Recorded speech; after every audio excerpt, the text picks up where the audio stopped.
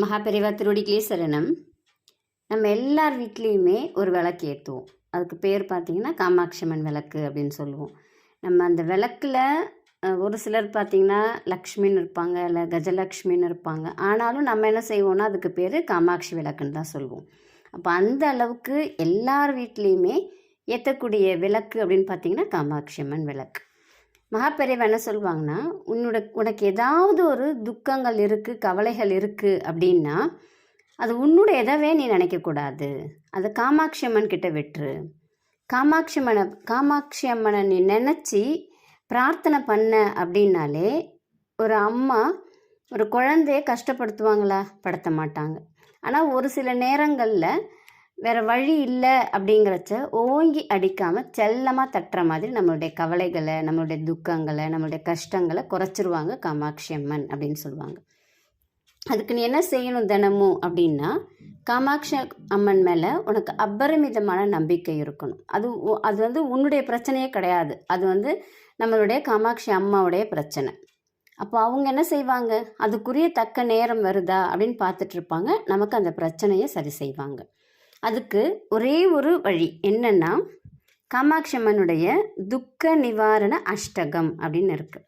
தினமும் ஒரே ஒரு முறையாவது அந்த அஷ்டகத்தை நீங்கள் கேளுங்க, இல்லை படிங்க, இல்லை பாடுங்க. உங்களுக்கு எது வருமோ அதை நீங்கள் செய்யுங்க. நம்ம எவ்வளோ பாடல்கள் கேட்குறோம், எவ்வளோ படிக்கிறோம். நம்மளுடைய கவலைகள் போகிறதுக்கு, நம்மளுடைய துக்கங்கள் போகிறதுக்கு நம்ம இதை செய்யலாம் இல்லைங்களா? எவ்வளோ பாடல்லாம் கேட்குறோம் நம்ம. அதுக்கு வீட்டில் நல்ல ஒரு சத்தமாக ஒரு எப்படி சொல்கிறது, ஒரு நல்ல ஒரு எனர்ஜி வர்ற மாதிரி, வீட்டில் இருக்கிற அத்தனை பேருக்குமே ஒரு நல்ல எனர்ஜி வர்ற மாதிரி அந்த பாடலை காலையில் ஒலிக்க விடுங்க. இல்லை நீங்கள் பாடுவீங்கன்னா பாடுங்க, இல்லை படிப்பீங்கன்னா படிங்க. ஒன்றுமே இல்லை, அந்த பாடல்லே உங்களுக்கு வரும். என்ன வரும் அப்படின்னு பார்த்தீங்கன்னா, ஜெய ஜெய சங்கரி கௌரி கிருபாகரி துக்க நிவாரணி காமாட்சி. அவ்வளோதாங்க. உங்களுக்கு எதுவுமே கூட சொல்ல வரலை அப்படின்னா நீங்கள் இதை மட்டுமாவது சொல்லுங்கள். ஜெய ஜெய சங்கரி கௌரி கிருபாகரி துக்க நிவாரணி காமாட்சி.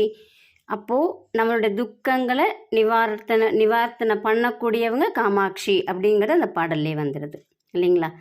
அந்த பாடல் பார்த்திங்கன்னா, மங்கள ரூபினி மதியனி சூழினி மன்மத பாணியலே. இந்த பாடல் தான் அது. உங்களால் முழுசாக படிக்க முடியும், இல்லை கேட்க முடியும், சொல்ல முடியும்னா செய்யுங்க இல்லையா? இந்த ஜெய ஜெய சங்கரி அப்படிங்கிறத மட்டுமாவது சொல்லுங்கள். உங்களுடைய துக்கங்கள் எல்லாத்தையுமே காமாட்சி அம்மன் விரைவில் தீர்த்துருவாங்க. நம்மளை கவலை இல்லாதவங்களை ஆக்கிடுவாங்க. நம்பிக்கை மட்டும்தான் இதுக்கு தேவை.